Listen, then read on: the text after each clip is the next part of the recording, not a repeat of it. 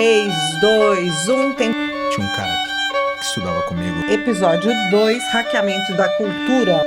E aí, como é que você tá? Podcast Caos Corporativo na área. Aqui é Amanda Costa. Aqui Anderson Barros com vocês, depois de todo esse xindolelê do carnaval. E aqui Alberto Reutemann, chega de carnaval, agora vamos começar o ano. Ou o ano já começou faz tempo? Começou faz tempo. Começou que eu já não tô vendo a hora de chegar ao fim desse. Esse é o 14º mês de 2022. Chegando 2023. E hoje, dia 27 de fevereiro, acabando o segundo mês do ano. E você já começou a colocar em prática tudo que você planejou, hein? Olha que o ano passa e você não dá conta da tua lista, hein? Ah, mas agora que é a hora, né? Agora começou oficialmente, agora né? Primeiro dia útil. Ritmo, vai ano hoje. Vambora! Estamos com a temporada O Trabalho Como Ele É no ar. E este segundo episódio é para falar sobre hackeamento de cultura. Vamos nessa?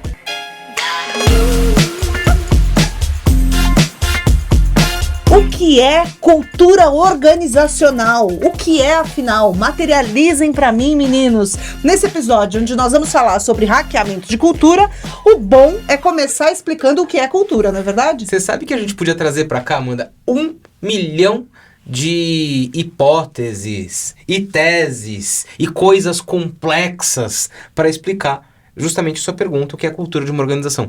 Mas eu, particularmente, gosto de explicar a cultura de um jeito simples, que é como a gente faz as coisas dentro de uma empresa. É o nosso jeitão. É o como a gente promove alguém e por que a gente promove alguém. É o como a gente demite alguém e por que o faz. É o como a gente lidera. É o como a gente trata as nossas pessoas. É o como a gente lida com os nossos clientes. Cada organização tem o seu jeitão. Vou te dar um exemplo. Não tem uma organização em que é quase um pecado mortal você se atrasar para uma reunião?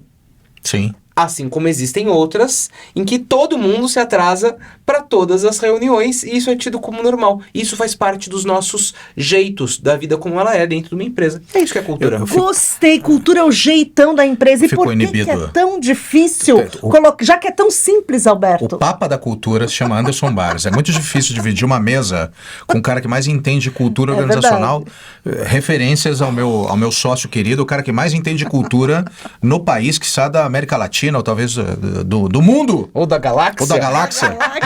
Do mundo e região, né? Mas o Anderson fala, né, com toda essa autoridade e traduz de uma maneira tão simples. Então eu queria te perguntar, Alberto, se é tão simples assim como o Anderson fala, por que muitas organizações ainda tropeçam nesse tema? Eu adoro esse conceito do Andy, cultura é um conjunto de comos. E eu acho que a gente, quando enxerga esses projetos, né, que a gente é chamado, ou mesmo quando a gente entra numa empresa e começa a ver os artefatos de cultura, que é como a gente percebe, e aí respondo aonde que as empresas tropeçam, a gente tenta mudar comportamento, porque é o conjunto de comos, né? Cultura é um conjunto de comos. E o como é o comportamento das pessoas, como elas promovem, demitem, se organizam. Elogiam, dão feedback. Mas a gente não consegue mudar cultura só mudando o comportamento. Cultura é um conjunto de comos e os conjuntos de comos são atrelados às crenças das pessoas. Então, as pessoas atuam dessa forma dentro de uma companhia porque elas acreditam que aquilo é daquele jeito, que é melhor, que é aquilo que funciona. Então, as empresas tropeçam nos projetos de cultura porque elas tentam mudar comportamento e não mudar crença. E tem um ponto aí, né? Que existe uma terminologia que a gente chama de aprendizagem social. Eu acho que todo mundo aqui já leu, ou já ouviu, ou já viu aquele vídeo do macaquinho. Vocês já viram? Ou lembram dessa história? Você lembra dessa história? Que leva água na cabeça, né? Exato. É assim, vou resumir muito, tá? Mas basicamente foi feito um experimento, né? Hipoteticamente dizem que fizeram um experimento em que eu tinha macaquinhos na jaula. E aí, né, nessa jaula tinha uma escada com banana lá em cima e o comportamento natural qual era? Né? O macaco subia na escada pra pegar a banana. Cada vez que o macaco subia para pegar a banana, os que não tinham subido levavam um jato de água fria na cabeça. Os que não tinham subido. E aí, o que aconteceu? Depois de algum tempo, toda vez que algum macaco se aproximava da escada, os outros, tome-lhe, caíam de pau em cima dele. E eles aprenderam que quando alguém se aproximasse da escada, era para descer o cacete, né? E assim funcionou. Aí começaram a trocar esses macacos, né? Tirava um macaquinho que já sabia da regra e dos porquês, e colocava outro. O outro que chegava lá não sabia da regra. Ele tentava se aproximar da escada e o que acontecia? Apanhava. E aí o que esse macaco aprendeu? Que quando alguém se aproxima daquela escada, é pra bater. Percebe? Mas ele nem sabia por que estava apanhando, né? Dele é essa, ele fica reproduzindo o comportamento sem sequer saber por quê, né? Exato. E isso é aprendizagem social. E nas organizações é isso que acontece. A gente chega, entende, vê o jeitão, aqui é para bater, se aproxima dali, né? Apanha. E como a gente tem uma necessidade como ser humano de ser aceito num determinado grupo social, a gente entende que a maneira de fazer isso é replicando as regras que existem lá. Porque se a gente não replicar as regras, o que acontece com a pessoa que é diferentona do grupo? É expelida. Não, aliás, você falou um negócio de ser diferentão, é muito legal quando a gente pensa nisso nas empresas, né? Vocês já repararam que muitas vezes nas organizações as pessoas passam a se vestir parecidinho? Claro. Muito. É muito mesmas comum, cores, né? Mesmas cores, até o jeito, porque a gente quer se sentir pertencendo, né? E isso faz parte também. Agora, não tem nem certo nem errado. É cultura. Né? É cultura, não tem nem cultura certa e nem cultura errada. Assim Exato. como a reprodução do comportamento, aprendizagem social. Nem é certo nem errado. Pode ser muito bom e pode ser muito ruim. Exato. E assim, e as pessoas tendem a acreditar, ainda mais no mundo que a gente tá, falando de organizações horizontais e assim por diante, a condenar alguns tipos de cultura. Falam, porque ter uma cultura de comando e controle é ruim. É ruim? Quem gosta de comando e controle... Tem organizações que precisam desse tipo de cultura. Exato. Vou te dar um exemplo. Vamos pegar um piloto de avião. Você quer ter um piloto de avião absolutamente criativo? Olha, aqui o manual tá mandando eu voar a 10 mil, mas eu vou voar a 2 mil pés porque eu quero que todo mundo tenha uma vista privilegiada. Eu vou melhorar a experiência dos passageiros. Bicho, eu quero um piloto de avião que cumpra a norma. Eu não quero que ele seja criativo, eu quero que ele cumpra a norma. Pega uma indústria de alto risco de vida, a indústria de petróleo, por exemplo. O que o cara faz ou deixa de fazer numa plataforma coloca a vida de milhares de pessoas, centenas talvez, em risco. Então ele não tem uma margem tão grande assim na operação do dia a dia para ser a pessoa mais inovadora. As pessoas que estão lá precisam seguir processos de controles. Mas vamos falar de hackeamento de cultura, gente? Porque é o seguinte, acontece um movimento muito interessante. Existem vários estudos, aliás, para quem quiser aprender mais sobre cultura, o Papa da Cultura, pelo menos o meu Papa, né? O que eu gosto... Além de Anderson Barrs. Além de Anderson Barrs, né? Talvez esse autor que eu vou falar aprendeu com Anderson Barrs, inclusive, né? Que é o John Kotter, né? Um dos livros mais representativos, que inclusive a gente usa muito aqui, Liderando Mudanças, né? John Kotter, professor da Universidade de Harvard, ele fala que justamente a cultura é top-down, ou seja, a liderança dita cultura. Mas aí começa um movimento interessante, uma buzzword que está ganhando força, você que é telespec do Caos Corporativo, é legal que saiba disso, hackeamento de cultura, que quebra um pouco esse paradigma de falar que quem dita cultura é sempre a liderança. Explica pra gente, Anderson, hackeamento de cultura pode ser bottom-up ou up-down? Assim, podem ser as duas coisas, e inclusive devem ser as duas coisas. Porque antes a gente acreditava que a cultura só tinha que descer na organização, né? Exato. Que é o top-down que você falou. Mas pode ser bidê. Pode, com certeza. Será e que deve. E assim, e se a gente consegue fazer esses dois Tem movimentos... muito ouvinte que não sabe o que é bidê, gente. Bidê? Era um artefato... Explica o que é bidê. Explica o que é bidê, Amanda. Não sei explicar. É uma louça sanitária de lavar as partes íntimas, onde o chuveirinho fica de baixo pra cima. E a pessoa acomoda a parte íntima na louça sanitária. Tira uma foto do seu bidê e manda pra gente. Podia colocar na edição.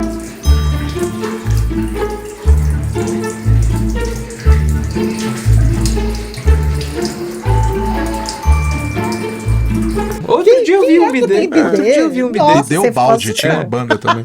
Uma banda. E aí você queria ir no hotel, inclusive, pra saber se o bidê funcionava, você ia lá abrir o registro e tome, né, jato d'água na cara. Quem nunca tomou uma bidezada na cara que atire a primeira pedra, né? Água suja. Tem bidê na sua casa? Água de bidê. Na face, claro, né? Quem nunca, né? Pô, então cultura pode ser chuveiro ou pode ser bidê. Ah, beleza. Exato. Volta. Retomando, cultura pode ser chuveiro ou bidê. E aí, gente, o negócio é o seguinte, o ideal é que a gente faça processo de transformações cultural envolvendo essas duas forças, né? Então, eu tenho que ter um combinado executivo para a gente fazer com que isso seja cascateado, top-down, né? E eu também preciso movimentar as bases da minha organização para fazer com que essa cultura permeie a organização de baixo para cima, BD, bottom-up. E aí, o que acontece? Antes só de falar o que é hackeamento cultural, eu queria tirar uma cisma aqui da cabeça das pessoas sobre o que é hackear, né? Porque no final das contas, todo mundo acha que hacker é um negócio ruim, né? Eu falo a palavra hacker, todo mundo já pensa num ser mascarado digitalmente que invade as nossas contas, que rouba os nossos pics, que caça os nudes das pessoas para divulgar na internet e assim por diante. Mas não é, né? Isso inclusive é o cracker, né? O hacker é alguém muito engenhoso, é alguém capaz de buscar fazer com que as coisas aconteçam de maneira mais eficiente. Tanto que o termo hackear surge na década de 50, quando engenheiros pegaram relés, que são componentes elétricos de trens, e modificaram esses relés para que eles acontecessem, para que eles funcionassem, na verdade, de um jeito mais eficiente. E aí o processo, né, de hackeamento ganhou muitas forças. Hoje a gente hackeia processos, hackeia sistemas, hackeia estratégias e hackeia a cultura, né? Para que ela funcione de maneira mais eficiente dentro das organizações, né, Exatamente. Anderson? Ou seja, Meninos, ficar caçando aquelas boas práticas que existem, hackeia uma cultura, um comportamento legal. Vamos transformar isso em cultura? Ou seja, é um caçador de benchmarkings dentro da empresa. E até mais, viu, Alberto? Porque o processo de hackeamento, ele é pautado por comportamentos que são comportamentos observáveis nas pessoas. Então, o que significa, dentro da minha empresa, falar que eu quero achar uma pessoa que é uma pessoa hacker? É aquela pessoa ousada, é aquela pessoa inconformada, é aquela pessoa que quer refazer, inclusive, aquilo que já funciona porque acredita que ele tem potencial de fazer de maneira diferente. É alguém que se posiciona com clareza, que confronta com respeito, é alguém que subverte aquilo que é preciso subverter, é aquela pessoa que vai buscando, né, eficiência. Não é uma pessoa acomodada. Então, pessoas com essas características são hackers. E pegar essas pessoas e fazer com que elas, né, disseminem esses comportamentos dentro de uma organização, faz com que a cultura evolua mais rapidamente, né? Muito bem, temos convidados, meninos. Convidadíssimos. Convidados e convidadas ilustres para esse episódio, nessa temporada. Estamos com várias participações especiais. Eu vou chamar aqui Guilherme Cavalieri. Ei, Guilherme. Ele, muito querido, executivo de RH. Fui perguntar para ele, e aí, qual que é a importância da cultura ser vivenciada por todas e todos dentro da organização? Fala, Guilherme, nosso amigo. Fala aí, Venha, meu. Guilherme. Guilherme que nos Bem-vindo. ouve durante a corrida, hein? Bom, se a cultura ficar guardada no C-Level, ela de fato não é uma cultura da organização, né? É uma cultura de poucas pessoas. Na verdade, cultura é a maneira que a organização se porta, né? E a organização é um monte de pessoas, né? São um amontoado de boas pessoas que trabalham, estão juntas com o mesmo propósito. Esse mesmo propósito é exatamente a cultura, é exatamente o que as pessoas estão ali dedicando, né? Sendo quem elas são, para poder realizar o negócio. Como é que isso funciona? Isso funciona com discussão no dia a dia, né, com as pessoas tendo rituais de gestão que reforçam essa cultura. E os rituais são absolutamente fundamentais para a gente, de fato, consolidar uma cultura. Ela se traduz no ambiente de trabalho, no layout. Então, o dia a dia, o monitoramento e, eu diria, talvez, uma boa curadoria da cultura é um papel muito relevante que nós, enquanto profissionais de RH, temos que nos ocupar. Eu acho que é um pouco por aí. Guilherme Cavalieri. E aí, legal. Alberto, o que você achou da contribuição do Guilherme? Certíssimo. O Guilherme falou sobre rituais de cultura, né? Toda empresa tem os seus rituais de cultura e me veio um insight, assim, super importante, que é muitas vezes a empresa está descontente com a cultura que tem. Ela quer mudar. E aí começa um movimento de mudança cultural, de tentar preservar aquilo que funciona bem e tentar mudar determinados comportamentos, crenças, para fazer com que a empresa gere resultados diferentes. E aí, obviamente, vem determinados rituais que se mantêm os mesmos, e aí dificilmente você muda a cabeça das pessoas. Aliás, o Kotter fala isso no livro dele, né? Você só consegue mudar a cultura da empresa quando os profissionais que lá trabalham percebem benefícios daquela mudança cultural, daquela mudança de comportamento. Então, olha, gente, agora a gente não vai bater mais o prego com o martelo desse jeito. A gente vai ganhar mais se fizer dessa forma. Aí o grupo vai lá, começa a martelar de outro jeito, vê o benefício, aí começa a mudar a cultura. Então, é um aspecto importante da gente pensar, porque uma mudança cultural é de fato um desafio, né? Não adianta simplesmente falar, vamos promover uma transformação cultural se a gente não mudar ritual, não mudar jeito, não mudar processo. Agora, a gente sempre fala em gestão da mudança nas organizações, né? Todas as mudanças pelas quais as organizações precisam passar, necessariamente passam pela mudança da cultura? Boa parte sim, Amanda.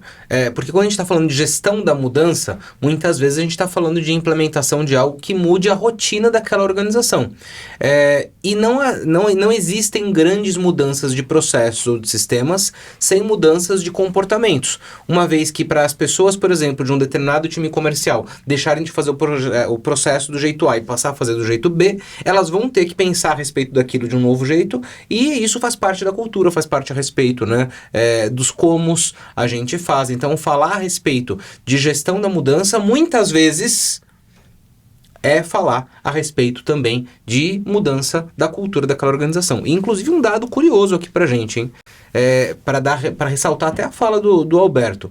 Tem um estudo feito pela Duke University que conseguiu mapear o seguinte: falaram com mais de 1.400 CEOs e CFOs no mundo, trazendo a seguinte informação: 90% desses executivos trazia a cultura como um dos aspectos mais relevantes no processo de valuation, né? Ou seja, de avaliação do valor de mercado de uma companhia. Só que apenas 15% deles disse que a cultura das suas empresas era a cultura adequada para o momento que elas viviam, tá vendo? né? Há Que paradoxo, que loucura. Há um descontentamento de muitos executivos, mas eu queria até Com a própria cultura que ele ajudou a criar. Né? Você perguntar e falar, olha, Tá você sabe... descontente com o negócio que ele ajudou a criar. É que muitas vezes ninguém sabe quem é o dono disso, né? Não tem. Mas tem dono. Todo mundo. Todo mundo. Todo mundo é dono da cultura. Mas então, se todo mundo é dono, ele tem que fazer a o parte executivo dele. também é dono. A liderança tem um papel tem que fazer uma partinha. A liderança tem um papel importante, mas se a empresa não quiser, não muda. É daí que nasce a frase famosíssima, né, do Peter Drucker,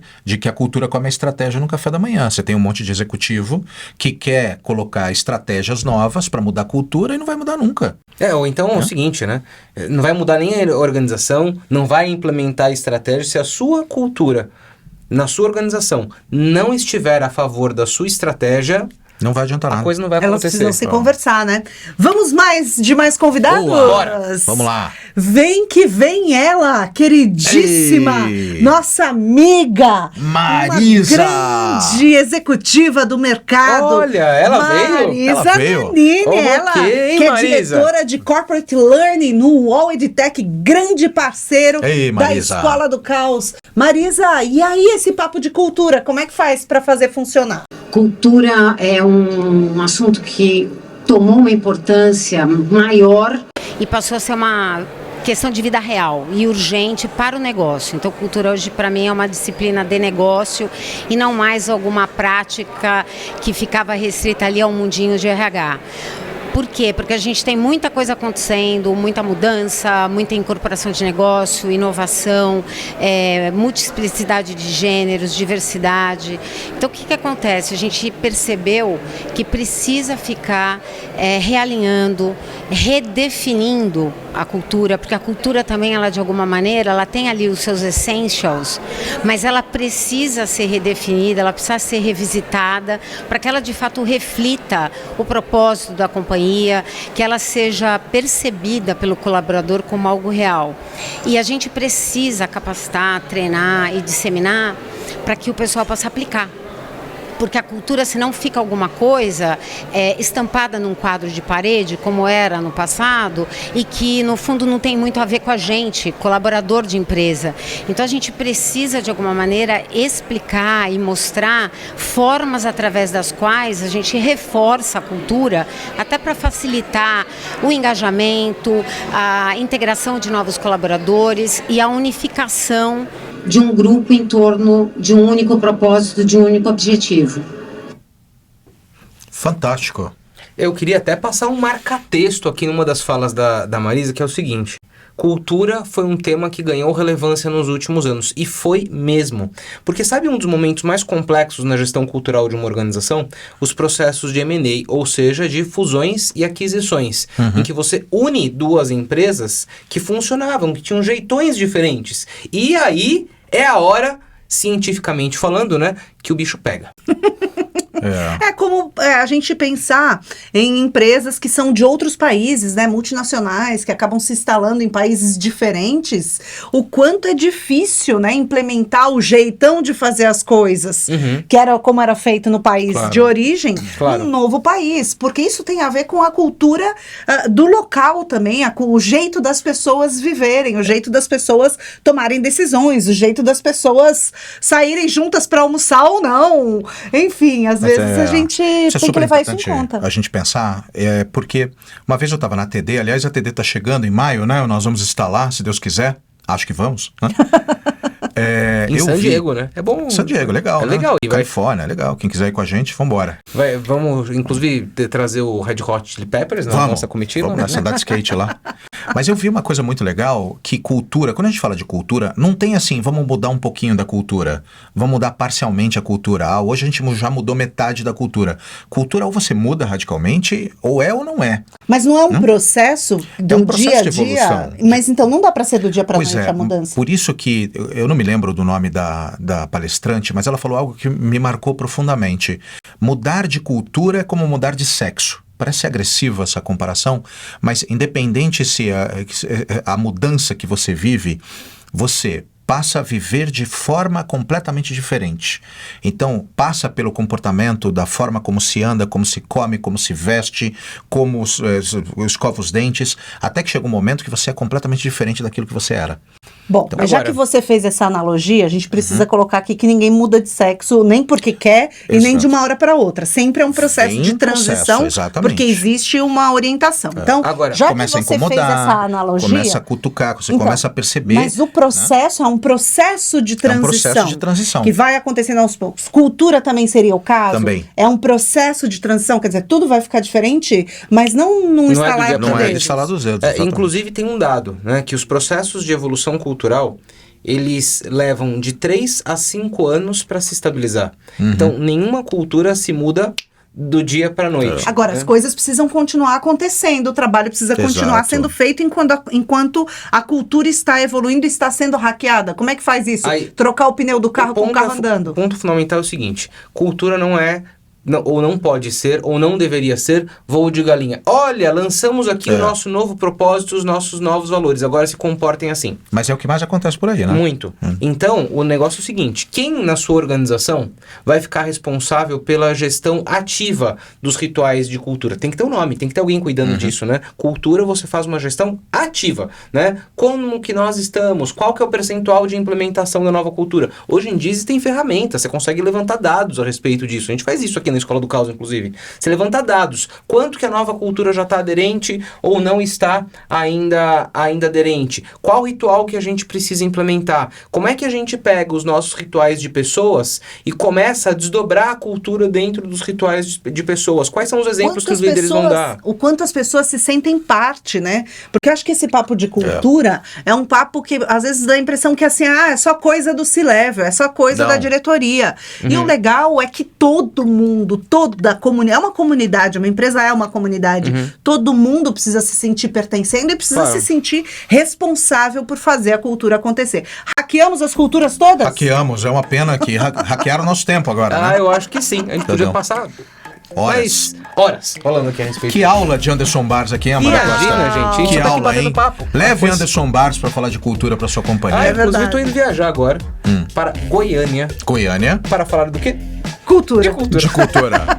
E antes que você viaje, coloque na sua agenda. Dia 22 de março tem o quê, Amanda Costa? Lançamento do novo livro de Alberto Reutemann. Menos de um mês agora, hein, gente? Adeus, Mundo VUCA. Bem-vindo, Mundo Bunny. Novo livro de Alberto Reutemann, dia 22 de março, na Livraria da Vila, da Rua Fradique Coutinho, em São Paulo, a partir das 19 horas.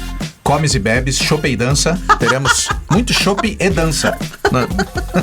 Comes e bebes liberados? Comes e bebes. Open food. Muito networking. vai lá, bater papo. É assim que a gente faz negócio, né? Conquista melhores empregos, gera oportunidades. E estaremos lá, os 3, estaremos lá, lógico, né? Estaremos lá prestigiando. Aguardando Alberto você chegar. Reutemann. É isso aí. Parabéns, Alberto. Obrigado. Revista Caótica tá disponível aí online nas redes sociais da Escola do Caos. Vai lá, baixa a sua. Maravilhosa. Com artigos dos sócios da Escola do Caos, do Armazém, com muitas reportagens para você se atualizar e começar esse ano de verdade, porque diz que começa depois do carnaval, não Começa acredito hoje. nisso. Primeiro dia O meu já começou rachando. O meu também. O meu nem parou, eu tô na esteira ainda. 150 Tá projetos na continuação simultâneos. de 2022, Imagina. E no lançamento do livro do Alberto Reutemann, a gente vai distribuir exemplares físicos da 5ª edição da Olha, revista Caótica. Isso é um privilégio, hein? Isso Vamos levar pra você pros guardar na sua convidados. estante. E se você quer já ir lendo e se antecipando a todas as tendências, as informações, baixa a sua edição digital que está disponível nas redes sociais da Escola do Caos, tá bom? Um beijo, sempre uma alegria estar aqui com você. Até a próxima. Compartilha! Compartilha! É verdade, se dá essa inscreve moral, no canal dá essa moral pra e nós. tal. Ativa o sininho, faz tudo isso aí. Tchau, tchau! Até mais. Tchau.